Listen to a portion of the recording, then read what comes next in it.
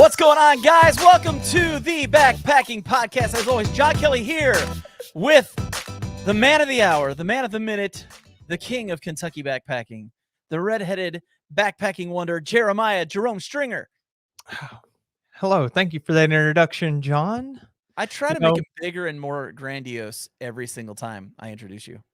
I got some flack from Mr. Backpacking with Jason, sir, over your intro on a recent episode. Yeah, he made a little comment about that, but here's my thing, man. He's gonna have to practice some humility because there's a new king in town. His name's Jeremiah Stringer. That's all I got to say about that, Jason. So, Ooh, look at you clapping back. Gotta give him a hard time, man. Dude, this past week, he actually hooked me up with some Tyvek for my new tents. And I made a video, I made a YouTube short, and it was like Blackmarket Tyvek. It was pretty funny, man. I saw it. I thought it was hilarious, and I talked to him about it. I was like, man, that was really funny. Dude, we had so much fun. He and I went out for lunch. He got me Tyvek. I got him lunch. So, oh, that was nice. Well, it's Cajun food. Who can turn that down, right? Oh, yeah. I love some Cajun food, man. Yeah. We got this restaurant here in Lexington, Kentucky called Gumbo Yaya. And, man, it's good. And it's cheap, dude. It's like less than $10 to eat there. Man, where I live, there's not a whole lot of it's all like American style food. So right. What I try to do is when a different food store opens up or a different food restaurant opens up, then are there non-food restaurants out there? Look at you calling me out. I'm supposed to be the smartest man in Kentucky. Oh, you are the smartest man in Kentucky. We've already got that figured out. It's a low bar. But anyway, I try to eat there before they go out of business because they always go out of business every time. So small town Kentucky, man. That's small town. It's every small town in Kentucky. New restaurants don't last long. Well, you can have 10 Mexican restaurants. And when I say Mexican restaurants, it's all Tex-Mex. Right? Oh, every bit of it. Yeah. Chongas, fajitas, all that kind of stuff. It's nothing like the food. It's a little bit like the food whenever I was living in Ecuador. But I realize those are two completely different cultures. But I was going to say Ecuadorian culture and Mexican culture aren't really the same thing, but right. But they still have a lot of commonalities. Right. So the food that we cook here, that is Mexican food. It's not, quote unquote, for those listening. It's not, right? It's not Mexican food. So there's this Indian restaurant that opened up like, I don't know, 2 or 3 weeks ago. And it's the first Indian restaurant we've had outside of, well, there's a gas station that has like a Q zone or something like that in it that there's this Indian family that owns it, and they have a kitchen that they run out of there, and they make Indian food like one day a week. The rest of the time it's like chicken tenders and, you know, typical like you grab and go from the typical Kentucky food. Yeah. So that is the only Indian food I had access to till this new one opened up. So then went and checked it out last week. Got the chicken curry. Medium. Don't get the spicy. Spicy. Yeah. If you've eaten it, unless you're just down with the spice, you got to go medium or less when it comes to these Indian restaurants, man. Like we've got one here in Lexington that if you go in there and you say they do it by like stars, and you can go up to 5 stars. And if you do 5 stars, good luck. I mean, it's like that. What was that chip challenge? The Packy chip challenge. You know what I'm talking about? No, like super ultra spicy, like ghost pepper chip or something like that. Yeah, you're supposed to eat one. Yeah, there is only one. Yeah.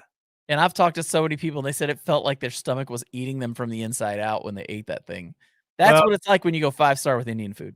When you're getting Indian food, like just naturally, everything's spicier than you would expect. Yeah, it is. But I need to take you there, man, whenever you come down to here, unless they're out of business by the time. Like the last one I want to check out was a seafood place, which doesn't really make any sense in the middle of Kentucky because everything has to come frozen.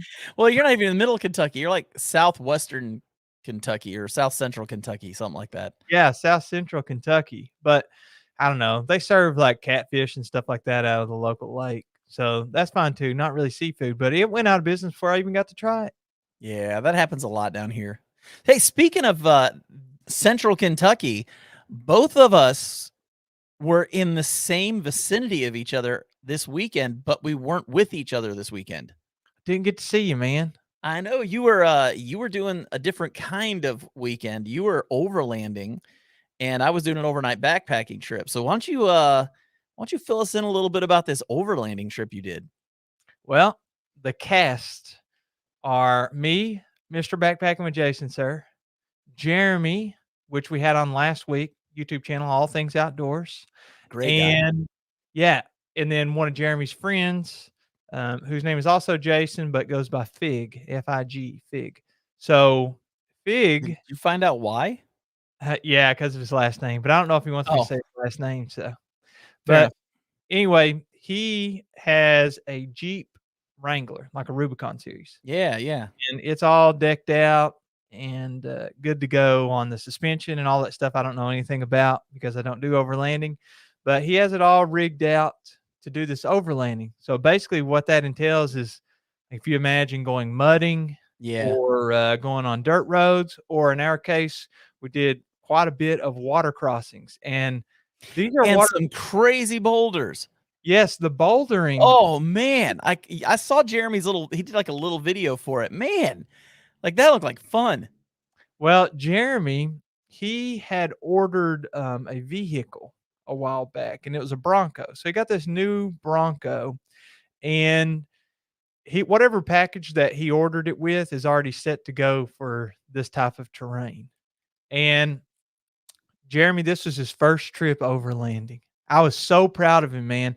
If you go on his All Things Outdoors YouTube channel and check Yeah. out the little teaser, he texted me today, said he's working on the video. It might be done by the time we publish this, but dude, Oh, you mean the he's doing like first a full video? I thought that was the video because I was like, that uh, was a cool video. that was just a short teaser. There's more to come apparently. Dang, So that's like a 3-minute teaser, I think. I know. I was like, man, this is a lot of footage. I don't know what he's gonna put in this video. I know. Like, what else did you do? Like, that's crazy. Well, I gotta tell you, it was a fully packed weekend. He said editing this type of video is like a different world versus the backpacking style. Oh yeah, yeah. That's what he said today. So he's got a ton of footage. Like we went through this one place called Thin Castle. So we started to go, let me backtrack. We used Gaia, okay? Right. And we done this Daniel Boone Backcountry Byway, DBBB. And Okay. we're on it, and Gaia started malfunctioning. I don't know if it's because of the service out there or what, or maybe it's his phone. I have no idea.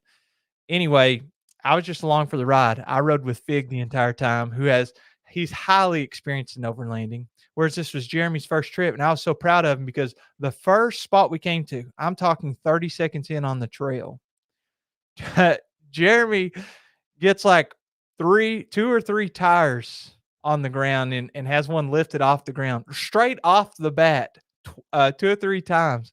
It's crazy, man. I put a picture of it on my Instagram, and I was That's like, awesome.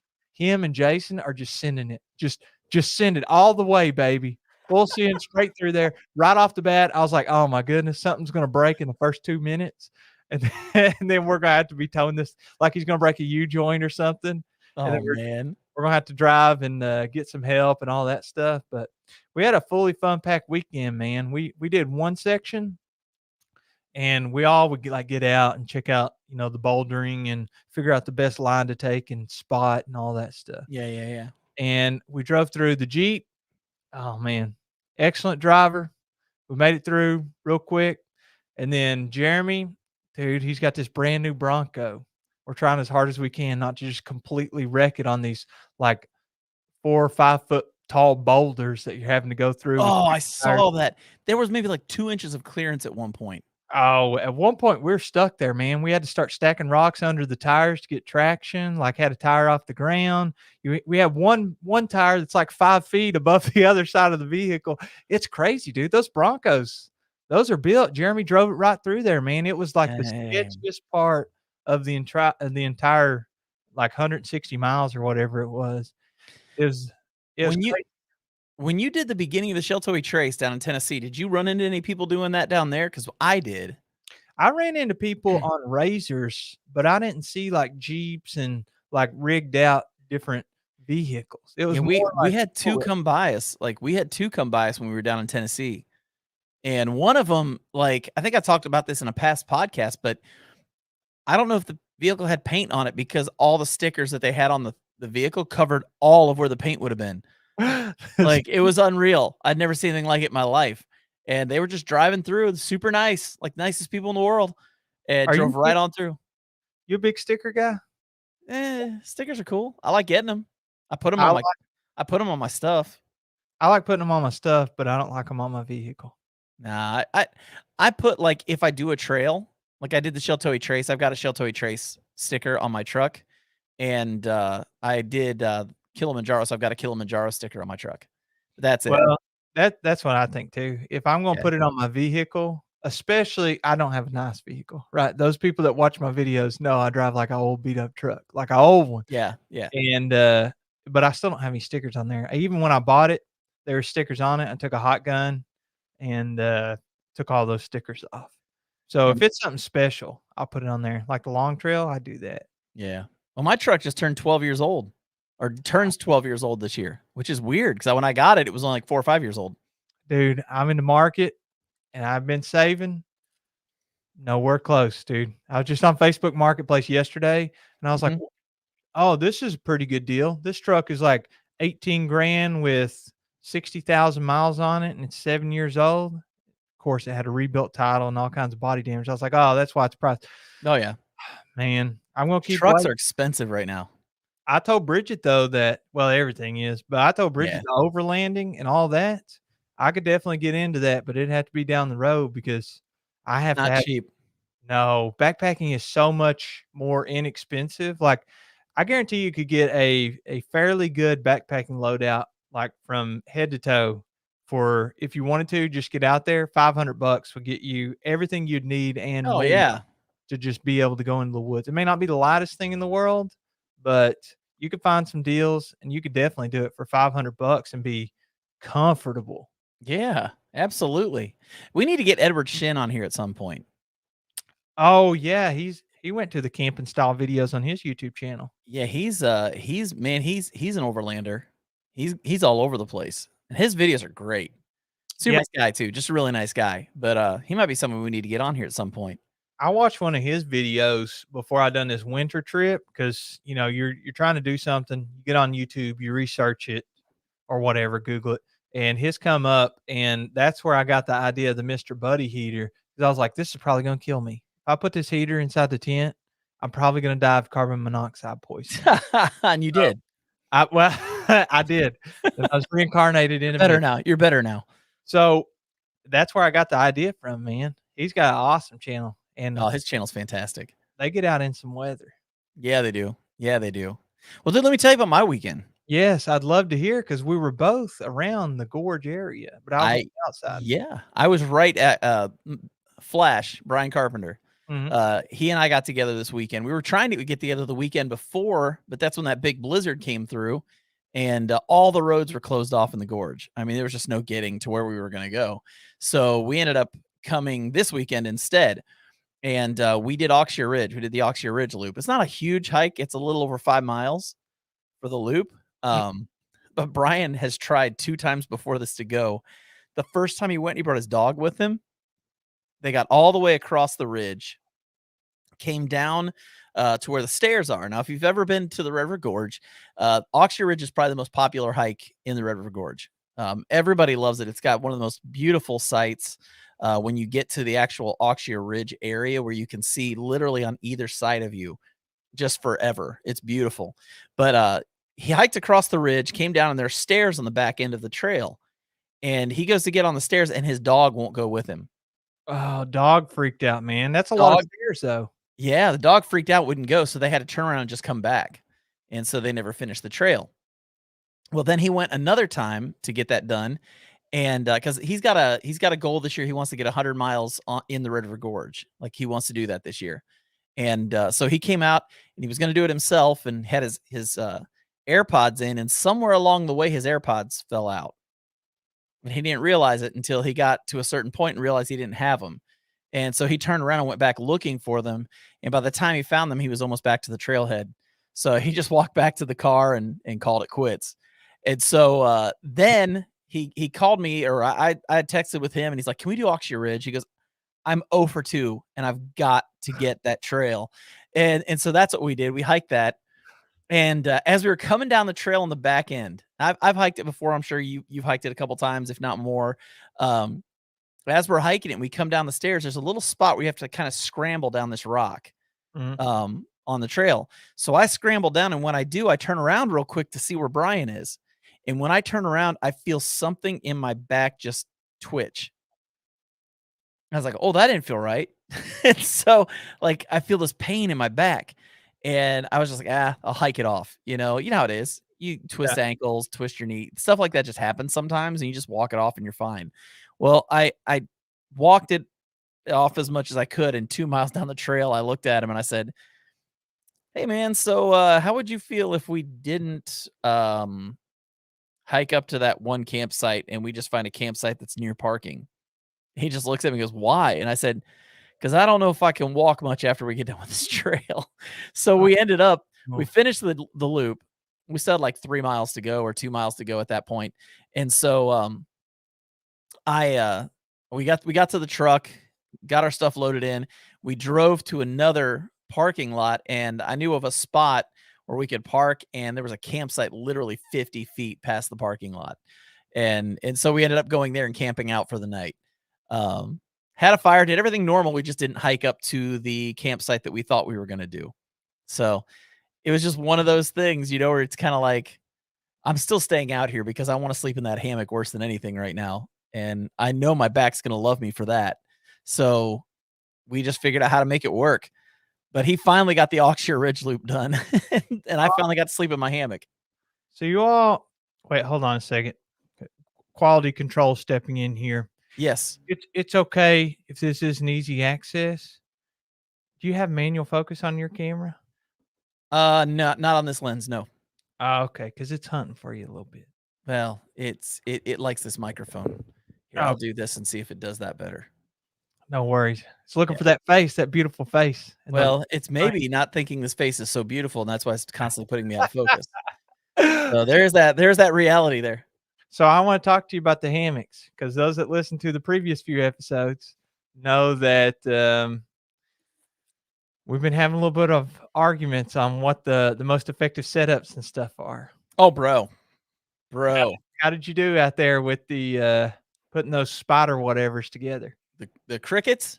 Oh, I thought they were spiders something. What was I thinking? Oh, I'm No, thinking of it's straps. but, I think it's crickets. Hold up, let me see, I've got it right over here. Make Yeah, sure I say the right thing.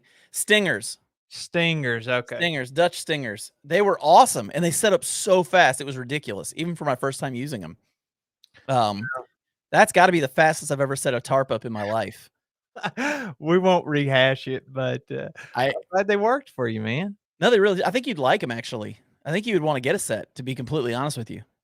Yeah, I'll definitely check them out. I used my oh, go ahead, man. Oh, no, keep going, I'll tell you something else I did. I used, my standard hammock setup, but Jeremy, if you remember correctly, I said, "Hey, we'll talk this weekend. We can figure out plans for this Cloud 71 hammock." Yeah. He had it made whenever I got there. He made Jason and I both one. Of course, Oh, Jason that's awesome. yes, he made me a 12-foot hammock made out of Cloud 71 so you can see through it. Wanted some feedback. I haven't got a chance to tell him all my thoughts on it yet, but I'll have to call him up and talk to him about it. And no net. I didn't die of a snake bite, so that was good. And everything worked out great, dude. So Jeremy slept in his Bronco. He, like, put the back seat down and then, like, closed the hatch and stuff, so he just slept on top of a folding table See, now with that stinks because I wanted him to show you those stingers because he uses them. well, he didn't get a chance to show me, but Yeah, I did get a chance to use that hammock, and since he wasn't hammock camping, he brought his whole hammock set up, so he coulda showed me, yeah. but we were just too busy having fun. Oh, yeah. But I set that up, and then he let me use his 30 it was like 32-degree enlightened equipment or something, I don't know. But I stacked our sleeping, our underquilts, and Okay. I had a 0 degree from UGQ, and he had that one and another one, and I used both of them, and then stacked my top quilts. Dude, I woke up at 3:30. I was just drenched in sweat. Had to shed every layer I had. through the cover. It was like 25 Well, degrees out I was there. gonna say you didn't need the to stack the underquilts at all. Like that 0 degree from UGQ, man, you don't need to stack that one.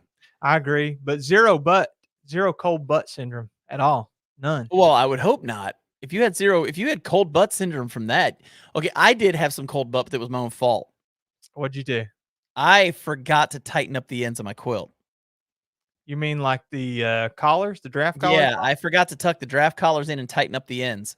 Like, I was in so much pain when we got to camp, I just got set up really quick, and we wanted the fire because it was starting to get cold, Mhm. and I was hungry, we just got done hiking, I was hungry, so I didn't get those tightened up, got into the hammock, and I fell asleep. I mean, we were done. He got up at 4 o'clock for work. Uh-huh. Brian did. He works at a donut shop, and he's there at like 4:30 in the morning or something like that.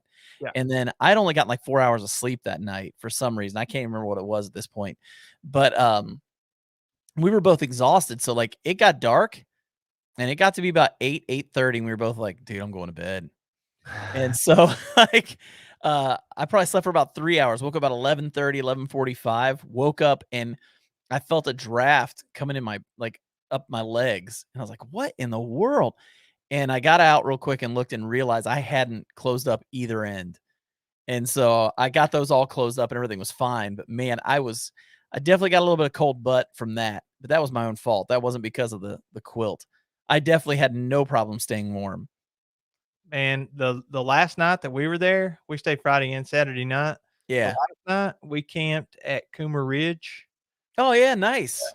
Yeah, we just left the vehicles at the first camp spot, like, pay for Yeah, parking and yeah. stuff, and then camped at Coomer Ridge, and it was that so there's been multiple winter storms to hit the Southeast, and the most recent one, it was set to take place at around 9, 10 a.m. It's supposed to start snowing and stuff. I didn't even start till like 3. Well, where I was at the gorge on Sunday morning, they were giving like 30% precipitation at 7, and then Right, it went up a little bit every hour until about 10. It's supposed to 50, 60%. And I was like, okay. Well, I figured if I made it, we're like, let's try to get to the vehicles and be on the road by 9. Because I knew Jeremy, where they live in northern Indiana, they were going to have a long drive. So it's best to leave early so you can get home. And, right. uh, Jason and I wanted to get home because we live in Kentucky and snow shuts down the state. So I was like, Yep. okay, 9 is a good time. I can drive home in an hour in the snow. It won't build up that bad ice and all that. Well, I woke up at 7. I woke up at like 6, probably 6:54, sometime around there, and looked. And then I was like, I'm going to check the weather before I go back to sleep because I know I don't have to get up until 8:15, 8:30. Right, right, right. And sure enough, it was like, oh, this is moving, start sleeting and icing and snow or rain and that kind of stuff. At 7, they changed the forecast. And then I was like, man, I really don't want to get up though. So I laid there for 5 minutes and then I started hearing the sleet hitting the tarp above me. And I was like, oh man, I'm not going to pack up and everything be soaking wet. So I got up at 7 and had everything loaded in the vehicle and was waiting on Mr. Backpacking with Jason, sir, at 7:24 Is AM. is it just me, or is that happening more often with the 2 of you? I think it comes with the age, man. I think where I'm young and spring. Listen, don't be doing that age thing right now. Don't be going to this age thing, bro. Like, You're a young man, John. I'm 1 year younger than Mr. Backpacking with Jason, sir, so don't be doing the age thing, bro, like, But it's your spirit, man. Your ambiance, your aura, it keeps you young. so you're saying Jason has an old spirit? Well, I don't know how to describe it besides saying I definitely beat him loading everything up, and I think Jason was still packing up, and Fig had already dropped me off at the vehicle. Oh, that's great. Yeah. That's great. Well, I was gonna say, we were going back to the hammock thing. Uh-huh. I tried something a little different with my, hammock suspension this time, because you were talking about how, the knot thing, you didn't like the knot thing and that it should be easier to adjust. Well, I got something for that now. What'd you do? I had used a Prusik knot setup. You ever Uh-huh. seen Prusik knots?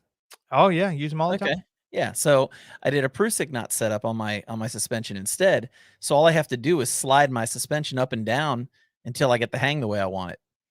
Oh, that's And good because you need to be able to adjust the angle of your feet and head. oh, dude, it was great. It was easy.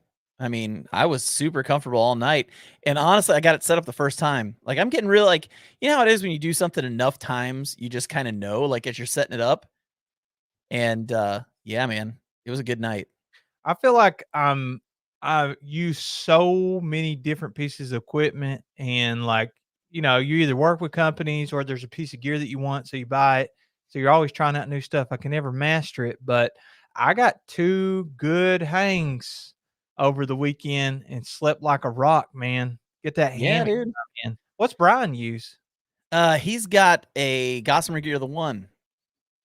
Oh, did you try it out? Did you get in there? See how real. No, I took a look at it, though. I took a look at it. I mean, I've got the 2, we were talking about the differences of them and that kinda thing, but quite honestly, man, I didn't wanna bend over. Like, my back was killing me by that point. I was like the old man on this trip, man. It was bad. Like, I haven't had my back hurt in a long time, but I think it was I feel like it might have been already hurting a little bit before I got there, and I Uh-huh. just aggravated it more when I was out on the trail. Well, what'd you do? What'd you do to aggravate it in the first place? I don't know. I don't know, but it was a little sore when I went out there, and then, like I said, 3 miles in, 2.5 miles in, whatever it was, re-aggravated it. And you had, your all's backpacks on the whole time to camp, didn't you? No, we did day packs. Oh, okay. We did day packs because we were going back to the parking lot. There was no sense in wearing full packs when we were just gonna go back to the parking lot and then go up to the campsite. Now, this campsite that you were planning on going to, and Yeah. not the one that y'all ended up camping at. So it No. wasn't along Oxear Ridge? No, it was in the opposite ridge. So it was, you've been to this campsite before. It's over a cliff. Um, Is that it's one out around Star Gap Arch? yeah, well, no, it's up near Double Arch. Like, you take this, service road and you go up, and Oh, it's all off tr I mean, all yeah, unofficial trail. it's an unofficial trail. Yeah, it's not one that people can find unless you know where it is. Yeah, so Um did you still walk the same direction, but just stop at the first campsite? No, we got to the parking lot, got in the truck, and we drove to a completely different parking lot. Oh, okay, I misheard you before. Yeah, we just got in the truck, drove to a different parking lot that was a little closer to the main road, Uh, and, there's a campsite literally I'm not even kidding when I say 50 feet from the parking lot. Like, and we basically were car camping, which we weren't car camping, but we were car camping. and how's your back feel now? Oh, my back feels fine. So I tweaked a muscle, but I tweaked it pretty good because my wife was putting some stuff on it, Saturday, and she said it was bruised. So Really? whatever I did a pretty good job. Must have strained something or something Yeah, like that. You know what you need to get? Keep those a muscles loose and limber. a new body. Well, I'm not sure if that's possible, but probably something a lot. Science is impressive these days, man. You never know. That's true. Transplant that brain to a Yeah. body built like a Greek god. Find me an Adonis that I can, like, take over their body. There you go. Now, I was gonna say, one of those massage guns, man. Oh, we got one. We've got one. You need to beat your back up with those. I wasn't gonna do it that day. Like I said, it was bruised, man. It hurt to touch. Like, it was bad. So, Oh, yeah. you don't wanna use you never wanna use those on like, an injured location, though. Right, 'Cause right. I'm not really sure how it works, but I think that it kind of beats the muscle up and almost like it's like one of those meat Yeah, pulverizers. it's a meat tenderizer.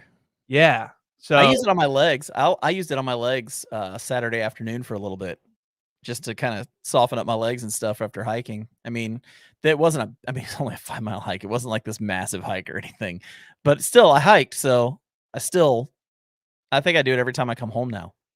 5 miles is 5 miles, man. Yeah, and like I said, it wasn't like a terribly difficult hike or anything. It was just I twisted the wrong way at the wrong time, and it just did not enjoy being twisted. Those So the parts of Oxear Ridge that Brian didn't get to see before, did, he really enjoy those? Because I think those are kinda highlights, dude. well, I mean, it was we went down, I honestly think that the bottom part of the loop is okay. Uh-huh, I think what's better is if you hike across to where the Double Arch, trailhead is. uh-huh. If you hike across there where you actually go across the creek, I think that's a prettier hike than the bottom half of the Oxshire Ridge hike. So he had already seen Haystack. Yeah, he'd already been up through all that. Oh, okay. Yeah, and the one rock that he lovingly called Nipple Point. Which rock is that? It looks like what I just said. We'll just leave it at that. It was like he didn't know what the actual name of it was. I didn't know what the actual name of it was, and so that's what it was called. Now you've coined a new one. Yeah. So it's there, and but he's like me. He goes, I kind of want to make a T-shirt, but he goes, I'm afraid like the Daniel Boone National Forest is going to sue me over it because I'm calling it the wrong name. So Jason, he says that he thinks a lot of those places that that people have names for, like Haystack Rock or all, different places, Hanson's Point. He says he thinks that Red River Gorge Underground has coined a lot of those because I don't know about discovered, but maybe more popularized how to get to a lot of spots. yeah. Check them out on YouTube. They don't have comments on or anything. They just throw the videos out there. But he thinks that a bunch of the names are just made up. Oh, they probably are. I mean, somebody had to make it up at some point, right? Sure, but some of them stuck. We got Reagan Rock now. So Reagan Rock? Yeah, out there at Hanson's Point, the one with the one big long one that's out there in the middle of nowhere. We renamed that Reagan Rock for Jason Waugh because he loves Ronald Reagan. I think it had an actual name though. Oh, it probably does, but it's Reagan Rock from now on. It's in video and everything. So, all right, I know that you have to go soon. Yeah, I got to get jetting here soon. But dude, I had a lot of fun doing a little trip recap. Yeah, man. Yeah, man. It sounds like you guys had an adventure, like a true adventure, like something you've never experienced before. So that's awesome. It gets me excited, man. I always love trying different stuff, especially, I didn't fall head over heels, and I haven't been on overlanding, but we've done like mudding and stuff before on 4-wheelers and yeah. But it was really fun, man. It makes me want to set up a rig. Heck yeah, dude. And when you do, I'll ride with you. Oh, for sure. Co-pilot engaged. Dude, I'm in 100%. And with that said, it's been an awesome episode, man. So for myself and Jeremiah Stringer, you all have yourselves a wonderful day, and we will catch you on the next go-around. Adios.